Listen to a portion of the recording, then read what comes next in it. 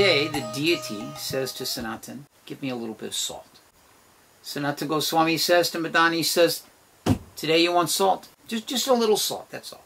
Tomorrow you will ask for ghee, salt. And then the day after that it'll be sabji, salt. And then you'll want sweet, salt. And then you'll want a temple, salt. And all of these things, and how will I get any writing done? Give me a little bit of salt. Mahaprabhu has instructed me to writing. You want me to engage in all this service? Just a little salt, that's all. So in this way, there was this little debate. Now, of course, Krishna arranges things according to his own desire. And what happened was that there was one, Krishna Das Kapoor. Krishna Das Kapoor was a big merchant. He was actually a salt merchant, funny enough. And he had a boat that was going down the Jamuna to go to Delhi to sell his wares. So somehow or another, it was low tide or whatever, he got stuck on a sandbar.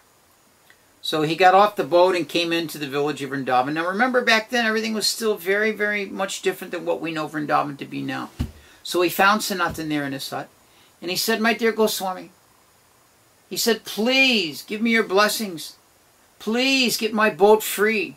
Please bless me that the boat will come loose so I can continue on with my journey. So Sanatana Goswami said to him, he said, excuse me, I just lost my place. Yeah. So he said to him, he said, you're asking things I don't know anything about. He said, you go and talk to Madan Mohan. He knows all about these things. So Krishna Das Kapoor went to Madan Mohan and he prayed. He said, please let my boat be free. Let me continue with, and if I'm successful, I will return and give you a big donation. So Krishna arranged that the monsoon seasons were coming, and it rained and rained and rained and rained and rained and rained so much that the Jamuna rose, the boat was loosened from the sandbar, and he continued on down. So Krishna Das Kapoor went to Delhi, sold all of his salt, made a huge big profit, came back, and gave a very generous donation for the building of the Madan Mohan temple that is there in Vrindavan. There was another time when Sanatana Goswami was desiring, he was just writing and not paying any attention. People often tried to, let us build you a hut, let us make some arrangement for you in this way. And he was not interested. He was not interested at all. He had no fixed resident, like all the Goswamis that were staying there at that time. He had no fixed resident. And simply carrying a water pot, wearing some coal pen like this, going in this way. So one of the places around Govardhan that he would stay was Chaturatma. Chaturatma is near Manasi Gangi. Manasi Gangi is a place where the Ganga appeared from the mind of the Lord. And so there's a place there called Chaturatma. It's the residence of Lord Shiva. And Chaturatma means Lord Shiva who protects Govardhan, like that.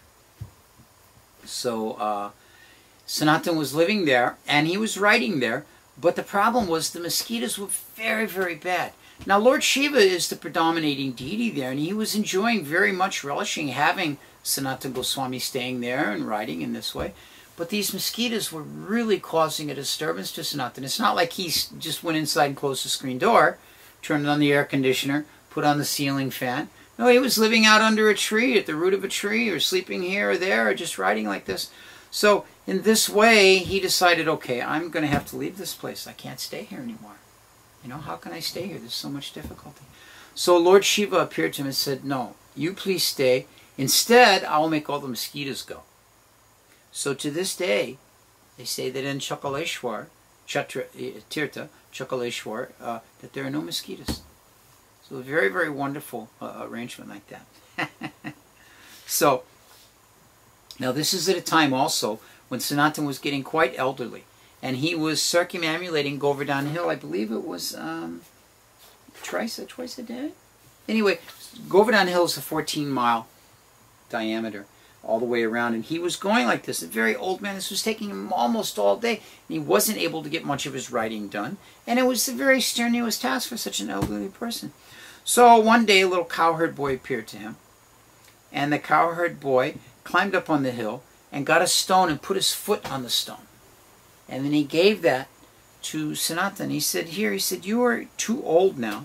There's no need for you to trouble yourself any longer in this way. He said, I'm giving you this hill, the stone from Govardhan Hill. You simply circumambulate this stone, and that is as good as if you have circumambulated the entire Govardhan Hill itself. So then the little boy disappeared. So Sanatana Goswami had this stone, and he can understand this was Krishna had appeared to him in the form of a cowherd boy. And so in this way he had this Govardhan Shila that Krishna had put his foot on, and in this way he was saved from that necessity of having to go around like that all the time. There's another occasion where Sanatana Goswami was staying at the Pavana Sarovara Ghat. Pavana Sarovara, for our friend here, Uddhava is our tech man today. Uddhava, he's shaking his head when I mention Pavana Sarovara. Pavana Sarovara is a very, very wonderful place. This is the ghat where the cooking water would be collected for cooking by Mother Jasoda for Krishna. Very, very peaceful. If you go to Vrindavan, most of the bathing ghats and all, they have some bit of algae or something growing. Pavana Sarovara, if you take a bottle of Pavana Sarovara, it's very, very clear. Very, very clear. So, Sanatana Goswami was living at Pavana Sarovara in a small little cottage there. And one time, cowherd boy came to him there. And the cowherd boy said that,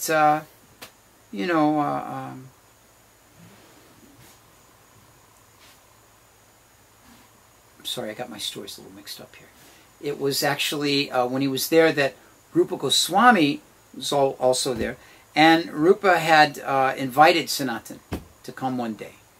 He said, you please come, I've prepared some nice sweet rice for you.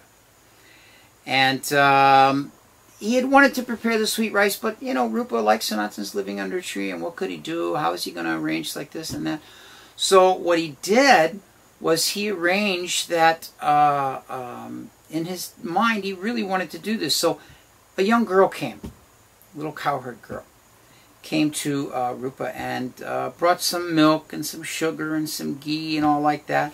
And said, Sadhu, we have just had some big festival, and so the ladies have asked me to come and bring these ingredients to you. Certainly, you can use them. So in this way, he prepared all the sweet rice. And then Sanatana came, and Sanatana found that when he tasted the sweet rice, it was the most amazing sweet rice he'd ever tasted. It mentioned that actual waves of ecstasy began to manifest on his body. So he suspected that something was unusual about the sweet rice. So he inquired from Rupa. He said, where did you get this sweet rice? And Rupa said, oh, some little cowherd girl came and she gave some charitable donation, some festival they'd had in their village like that. So Sanatana immediately realized that this had been Srimati Radharani. And he said to Rupa, he said, you have accepted the service of Srimati Radharani. He said, now we have both accepted that by taking the sweet rices. So in the future, he very strictly forbade Rupa Goswami to take such gifts. There's another time mentioned that when Sanatana Goswami was here again, he was sitting and doing his bhajan, and Krishna came in the form of a cowherd boy, and he said, Sadhu, he said, I see that you're not eating, you're fasting. Sanatana said, how do you know that I'm fasting? Of course, Krishna is the super soul in the heart of all living entities. He said, how do you know that I'm fasting? He said, well, the villagers, they came and they saw that you were for several days, and they said to me, so they've given me this pot of milk to bring to you. So Sanatana said, why have you brought this pot of milk for me? He said, because we want everyone that's in our village here, everyone eats properly. No one should fast. So, well, why didn't they just come themselves? Why did they send you? He said, oh, he said, they were a little busy. They just told me to go ahead and bring it to you like that. So he said, all right, well, listen, you sit right down here. I'll just put this pot of milk over here, and then I'll give you the pot back. So as he turned to set it down, he turned back around, and the little cowherd boy was gone. And then it said he realized that this was Krishna, who would come in the form of a cowherd boy to bring him this milk so he could maintain himself very nicely like that.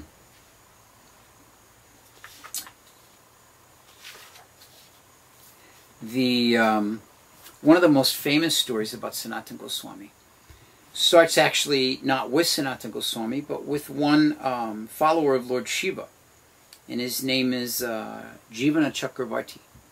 And Jivana Chakravarti worshipped Lord Shiva very, very faithfully for a very long time for the purpose of getting wealth. He wanted to become a very wealthy man. It's generally known that the worship of Lord Shiva can bring one wealth. So in this way, he was worshiping actually for quite some period of time.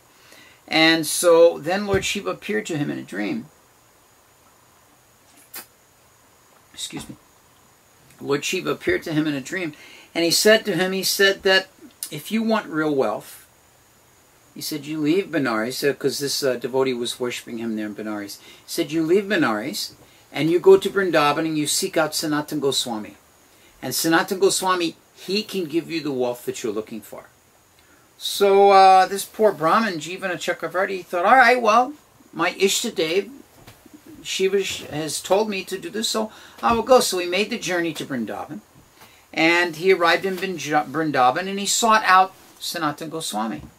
Now the thing is, when he found Sanatana Goswami, he was a little surprised, because he figured, okay, if I'm going to go to someone who's going to give me great wealth, then he's going to live in a big palace, he's going to have lots of servants, he's going to dress very nicely, like that.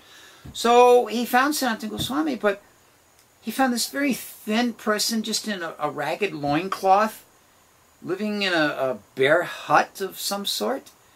And he thought, well, this doesn't seem right. Anyway, Lord Shiva has instructed me to do like this. So he went before him. He said, my dear Goswami, he said, Lord Shiva has instructed me that I should come to you because you have the greatest wealth and you can share that wealth with me. And Sanatana Goswami said, what are you talking about? He said, you see, I've got this dirty, torn loincloth. I subsist on a few crumbs of bread that I beg from door to door. What wealth do I have that I can give to you? So the man, he was very disappointed, and he started to turn away, thinking that maybe he had misunderstood the message Lord Shiva had given him. And after a second of thought, Sanatana said, actually, no, wait. I do have this touchstone. Someone left it here, gave it to me or something. But anyway, I have a touchstone. You can have that.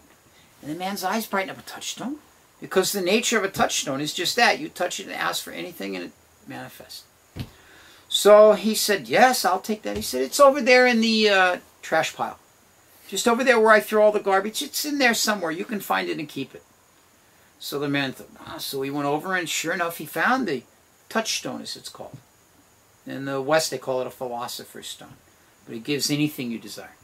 So, cleaned it off a little bit, put it in his pocket. He was thinking, oh, this is so wonderful. I've got this most valuable gift. Now I'll become the wealthiest man like I've always wanted to. And he was walking away from Sanatana's little area, his hut, thinking this way. And he stopped. He thought, no, wait a minute.